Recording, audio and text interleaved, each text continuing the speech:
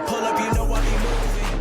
Moving the floor and I'm cruising. The money I'm speaking is fluent. All of my business booming. Stacking my cash in abundance. Yo les postos, bienvenue dans cette nouvelle vidéo. Je vais encore clasher aujourd'hui parce que, notamment du côté du Paris Saint-Germain, ce club n'est vraiment pas structuré et part dans tous les sens. Voilà, on a amené Leonardo, directeur sportif, pour prendre un petit peu les rênes de la gestion de ce club. Mais voilà, on voit que Nasser El-Khelaifi n'existe plus, on ne le voit plus. Apparemment, maintenant, tout est validé par Doha, c'est Doha qui décide. Thomas Tuchel, il y a 6 mois, ne disait plus rien sur le mercato et laissait faire les autres. Et Leonardo avait les pleins pouvoirs. Malheureusement, apparemment, non. Maintenant, même au niveau du mercato, Leonardo n'aurait pas les pleins pouvoirs. Apparemment, il suggère des pistes et c'est Doha qui valide. Mais maintenant, c'est Doha qui décide de tout. Apparemment, ils en ont ras le cul. Est-ce que Leonardo pourrait partir d'ici les prochains mois? Je ne sais pas. Vu le salaire qu'il touche, je pense pas, mais il a l'habitude de ne pas rester plus de 2 ans dans les clubs où il est. On va voir. Sur la gestion du cas Mbappé aussi, c'est très très mal géré. On voit que Kylian Mbappé a de plus en plus de caprices et que le club n'arrive pas à tenir ses joueurs comme ça peut l'être au Bayern, à Manchester United, au Real Madrid, à la Juve. On va en parler. On va commencer par le mercato. On va parler aussi du match de ce soir. Il y a beaucoup de choses à dire. Ça va clasher aujourd'hui. On commence avec le Real Madrid. Gareth Bale, tout proche de Tottenham. Depuis hier, le dossier Gareth Bale s'est accéléré alors qu'il refusait jusqu'à présent de quitter le Real Madrid malgré le rôle de remplaçant de luxe décidé par Zinedine Zidane. Le Gallois a enfin pris la décision de plier bagage. Et si un avenir à Manchester United était évoqué en prêt, c'est à Tottenham que l'ailier souhaiterait revenir en prêt lui aussi, et visiblement les positions semblent se rapprocher, même si l'affaire est encore loin d'être conclue. C'est ce qu'a indiqué l'agent du joueur Jonathan Bernett. Bale est proche de Tottenham, mais ce n'est pas bouclé. C'est une négociation très compliquée, a-t-il déclaré à l'AFP, repris par la Cadena Copé. Donc affaire à suivre, hein. Il pourrait revenir dans son club qui l'a fait vraiment révéler au grand jour. Le Real Madrid a bouclé la vente de Sergio Reguilón pour 30 millions d'euros. Le Real Madrid poursuit son opération dégraissage. La Casablanca a bouclé la vente de Sergio Reguilón pour 30 millions d'euros après James Rodriguez, Achraf Hakimi, Oscar Rodriguez, Ravi Sanchez, Dani Gomez ou encore Brahim Diaz. Le Real a bien entamé l'opération dégraissage que Zizou appelait de ses voeux. Et ce n'est pas terminé selon Marca. La Casablanca vient de boucler la vente de Sergio Reguilón. Donc voilà, le club de la capitale espagnole est tombé d'accord avec Tottenham pour le transfert du latéral gauche de 23 ans, sur lequel ZZ, qui dispose des options Fernand Mendy et Marcelo à ce poste, ne compte plus. Et ce, malgré sa très belle saison en prêt du côté du FC Séville. Donc de son côté, le natif de Madrid s'est entendu avec les Spurs après avoir eu José Mourinho longuement au téléphone selon les échos de la presse espagnole. L'opération s'élève à 30 millions d'euros. Il ne manque plus que la visite médicale pour valider définitivement le transfert. D'après le quotidien sportif espagnol, le transfert pourrait même être annoncé ce jeudi.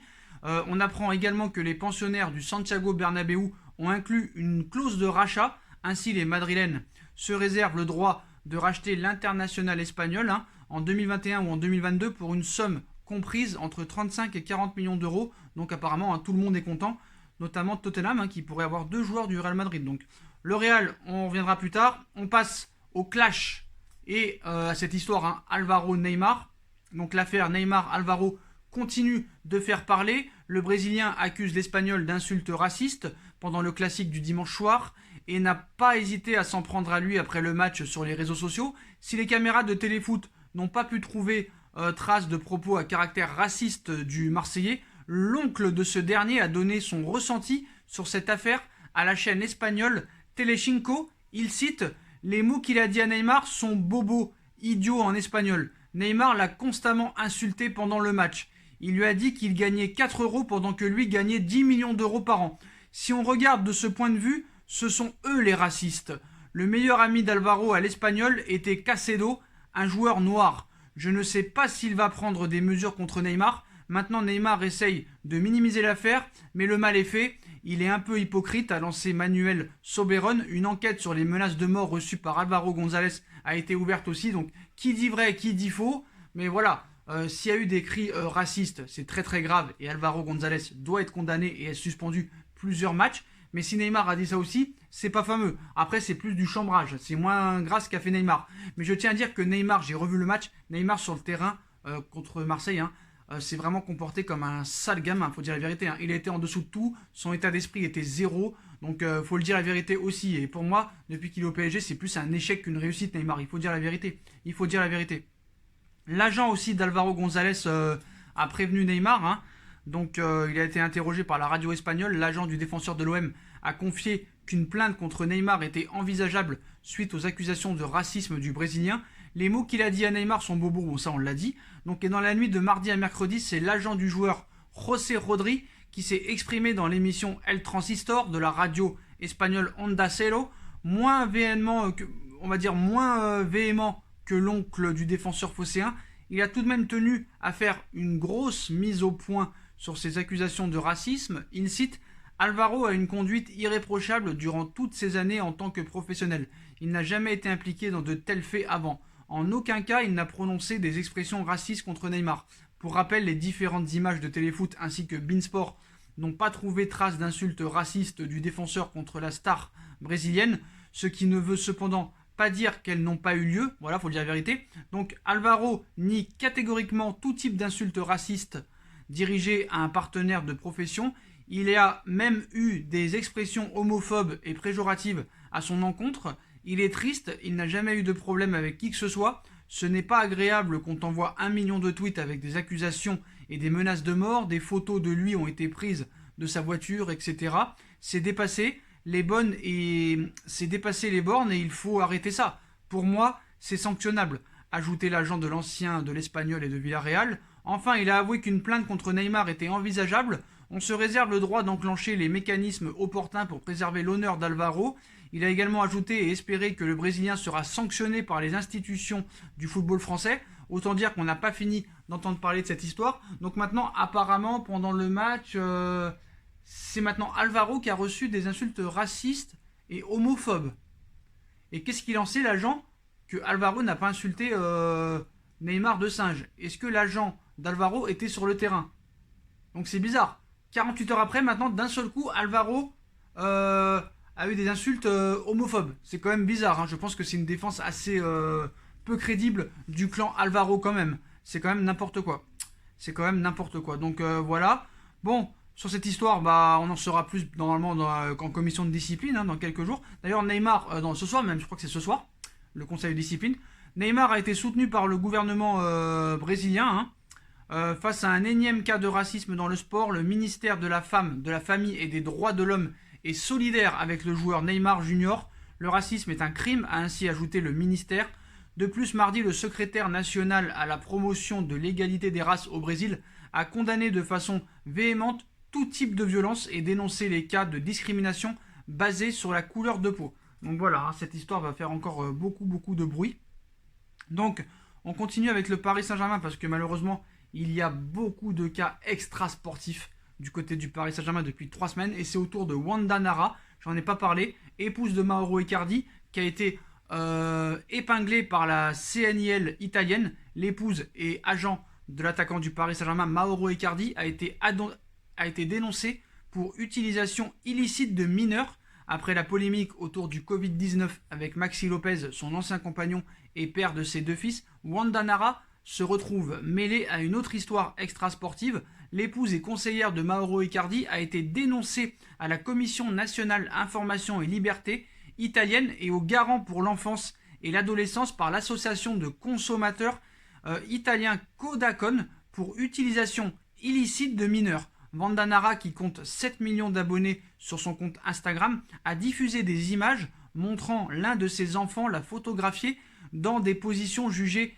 inappropriées, à la fois pour ses enfants mais aussi pour ceux qui pourraient les voir lors d'une séance photo pour une marque. Cette diffusion a été jugée dangereuse par l'association de consommateurs.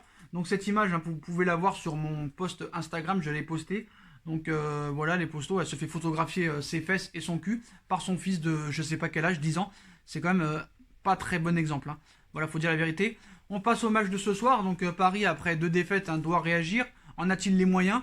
Plusieurs cadres absents face à Metz. Déjà bien amoindris depuis le début de la saison du championnat de France de Ligue 1.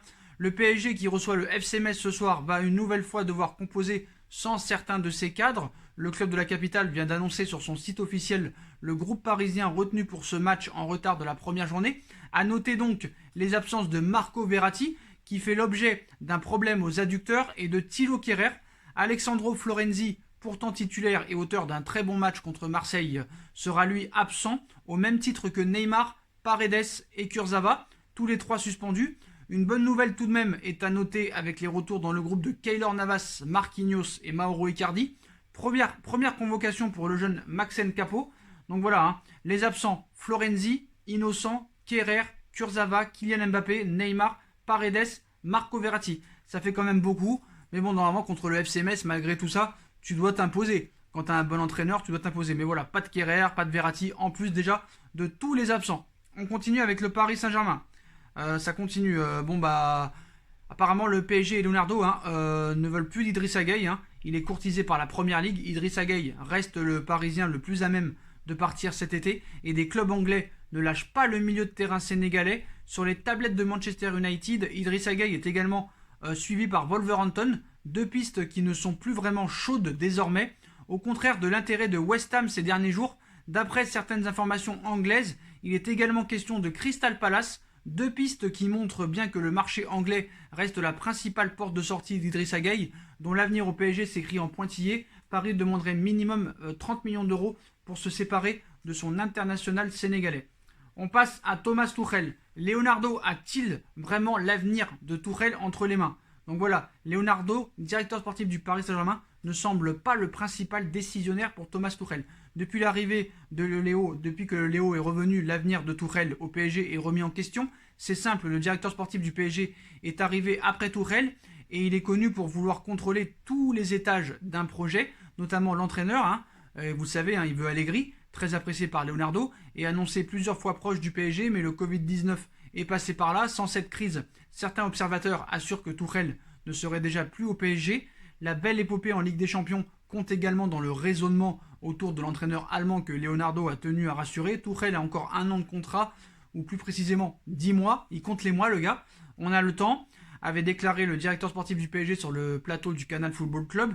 Si je souhaite le remplacer, les gens disent ça, car il était là avant moi, qu'il n'était pas mon choix. Honnêtement, quand je suis arrivé, j'avais le choix de décider si l'entraîneur pouvait continuer ou pas. Et ce n'était pas le cas. Les résultats de ce début de saison ne semblent toutefois pas consolider la position de Tuchel. Bien au contraire, Tuchel est en sursis. D'après les informations de l'équipe, le très mauvais début de championnat commence à faire leur effet. Tuchel n'est pas face à un danger imminent puisque son licenciement coûterait entre 10 et 15 millions d'euros.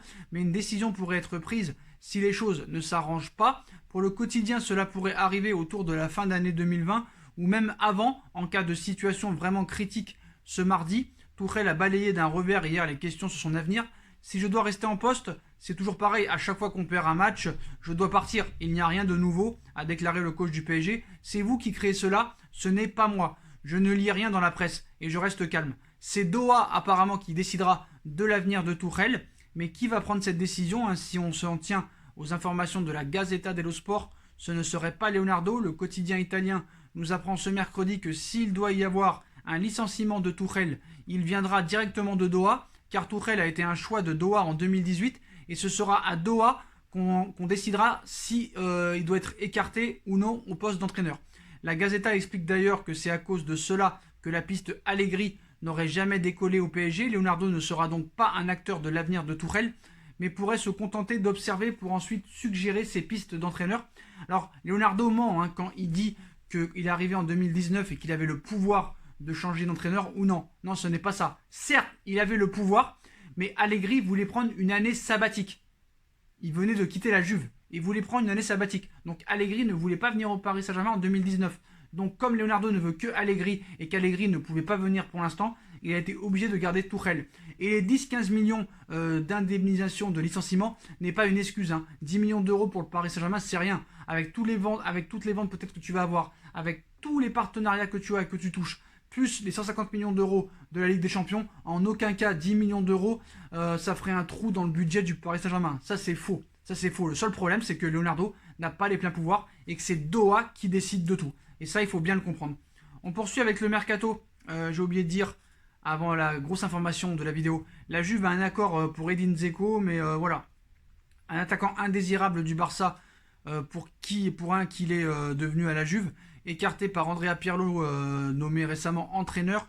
Gonzalo Higuaín devrait poser ses bagages en Floride pour signer à l'Inter Miami, et pour le remplacer, les dirigeants bianconeri ont ciblé Luis Suarez, poussé dehors par Ronald Koeman. S'il reste le premier choix, les difficultés administratives poussent la vieille dame à prévoir un plan B qui s'appelle Edin Dzeko, lui qui a demandé à partir selon AS. La Roma et la Juve auraient un accord pour le transfert du Bosnien, mais les Romains attendraient l'arrivée officielle de son remplaçant, le Napolitain Milik, pour le libérer. Si les deux clubs ont un accord sur l'indemnité de transfert du Polonais, 25 millions d'euros, c'est le joueur lui-même qui retarderait l'officialisation, attendant un appel de la vieille dame, de quoi bloquer l'effet domino prévu par sa signature dans la capitale italienne. Et la Gazzetta dello Sport a annoncé que Milik vient de refuser le contrat de 5 ans de l'AS Roma, assorti d'un salaire de 5 millions d'euros annuels, malgré la possibilité d'augmenter considérablement son salaire.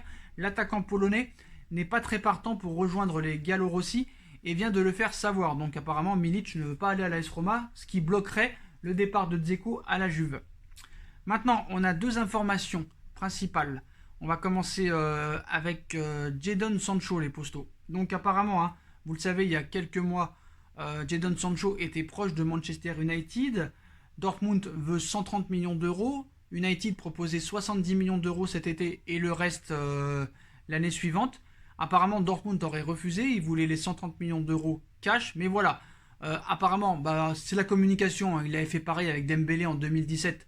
Le directeur sportif de Dortmund, il y a 3 semaines, avait assuré que Jadon Sancho resterait au Borussia Dortmund. Je pense que c'était de la communication. Mais voilà, apparemment, Jadon Sancho a clairement fait savoir à plusieurs de ses collègues anglais qui jouent actuellement à Manchester United qu'il pense qu'il les rejoindra durant ce mercato d'été. Voilà. Donc on verra ce qui se passera, mais voilà, il paraît que Sancho aurait dit à des joueurs de Manchester United qu'il viendrait cet été. On passe à l'information principale de la journée qui va vraiment me faire énerver parce que j'en ai vraiment marre. Le Real Madrid prépare son offre pour Kylian Mbappé. L'opération Kylian Mbappé 2021 est lancée du côté du Real Madrid. AS a accordé ses unes de lundi et mardi à la star du Paris Saint-Germain, expliquant que la Casablanca était très optimiste quant à ses chances d'obtenir son transfert l'été prochain, et ce pour plusieurs raisons. La chaîne de télévision espagnole Cuatro révèle ce mardi davantage de détails, précisant même l'offre que préparent les merengues pour l'attaquant de l'équipe de France. Le média ibérique parle d'une indemnité de transfert de 150 millions d'euros et d'un salaire annuel net de 40 millions d'euros. Des émoluments qui feraient du champion du monde 2018 le joueur le mieux payé de l'effectif madrilène. Le feuilleton est bel et bien lancé et il risque de durer. Alors je l'assure tout de suite, Paris ne laissera jamais partir Mbappé pour 150 millions d'euros alors qu'ils l'ont acheté 180 millions d'euros. Ils vont tout faire pour le prolonger. Après, est-ce qu'ils vont le faire partir? Je ne sais pas. C'est pas dans leur habitude, mais voilà.